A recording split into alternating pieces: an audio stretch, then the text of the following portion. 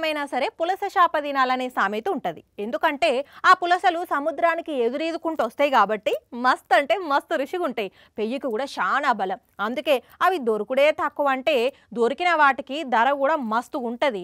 అయితే ఇప్పుడు ఈ పులసల ముచ్చట ఎందుకు వచ్చింది అంటే యానాంలో ఓ పులస చిక్కింది. యానాంలో పులస చేప చిక్కిందహో, కావాలనుకునేటోళ్ళు వచ్చి వేలంలో వాడుకోవచ్చహో.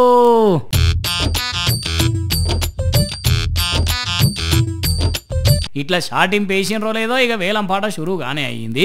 అయ్యో చిన్నగానే ఉన్నది కదా, మా ఇంటి 1/2 కిలో ఉంటుంది కావచ్చు అనుకుంటుర్రా. అది దొరుకుడే అదృష్టం. మరి పులసలంతా ఈజీగా దొరకాయి కదా, అందుకే దొరికిన చేపకే మస్తు డిమాండ్ ఉంటుంది. అందుకే దీన్ని వేలం వేస్తే చిన్న చేప అయినా కానీ 4,300 రూపాయల వాళ్ళకిందట. మరి ఏమనుకున్నారు, అంత పోటీ ఉంటుంది వీటికి. అదే మామూలు చేపలు అయితే 10 నుంచి 20 కిలోల దాకా వస్తుండే కావచ్చు.